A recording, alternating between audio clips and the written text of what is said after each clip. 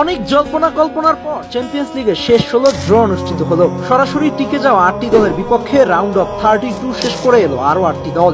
আসুন দেখে নেই Real, Barca, Man City, Liverpool কে কেমন প্রতিপক্ষ পেয়েছে। বাম পাশের প্রথম প্লটের শুরুতেই আসে পিএসজির নাম। প্রতিপক্ষ হিসেবে তারা পেয়েছে ইংলিশ ক্লাব চেলসিকে। ডিফেন্ডিং চ্যাম্পিয়নরা খেলবে ক্লাব বিশ্বকাপ জয়ীদের বিপক্ষে। অবশ্য ক্লাব বিশ্বকাপে চেলসির কাছে বেশ ভালোভাবেই হেরেছিল ফরাসি ক্লাবটি। তাই দুই প্রতিপক্ষের আবার দেখা হওয়ার ব্যাপারটা বেশ উত্তেজনা ছড়াবে আশা করা যায়। টার্কিশ ক্লাব গালাতাসারাই আরেকবার মুখোমুখি হলো লিভারপুলের। গ্রুপ পর্বে নিজেদের মাঠে অলরেডসদের হারিয়ে দেয় গালাতাসারাই। লিভারপুল কি এবার প্রতিশোধ নেবে নাকি আবারও পচা শামুকে পা কাটবে তার সময় বলে দিবে। এবার একটু নড়ে চড়ে বসুন, কারণ পরের প্লটটি রিয়াল মাদ্রিদের। লস ব্লাঙ্কোসরা এবারেও তাদের প্রতিপক্ষ হিসেবে পেল ম্যান সিটিকে। শেষ কয়েক বছর চ্যাম্পিয়ন্স লিগের নকআউট মানেই রিয়াল ও সিটির সাক্ষাৎ।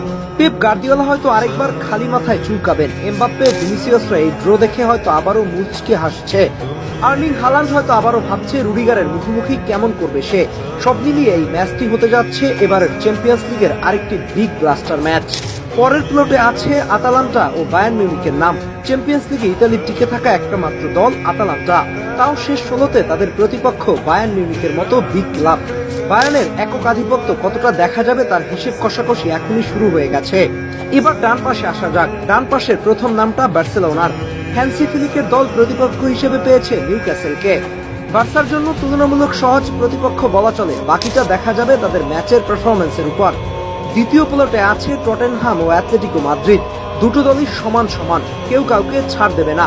অনেকগুলো বিগ ম্যাচের মাঝে এই ম্যাচটিও একটি বিগ ম্যাচ হতে যাচ্ছে।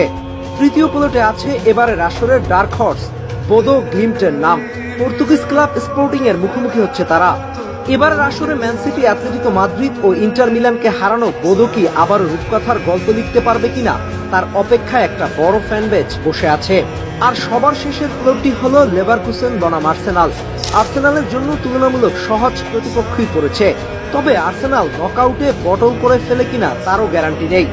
সব মিলিয়ে বলা যায় ডান পাশের ক্লাবগুলো তুলনামূলক কঠিনই পড়েছে। রিয়াল মাদ্রিদের দিকে তাকালেই বোঝা যায় বিষয়টা। ম্যান সিটিকে হারাতে পারলে তাদের সম্ভাব্য প্রতিপক্ষ হবে বায়ার্ন মিউনিখ। বায়ার্নের বাধা পেরোতে পারলে সেমিফাইনালে আসবে লিভারপুল, চেলসি বা পিএসজি। অন্যদিকে বার্সা নিউক্যাসেলকে হারালে কোয়ার্টারে পাবে অ্যাটলেটিকো বা টটেনহামকে। সেমিতে পৌঁছাতে পারলে পাবে আর্সেনালকে।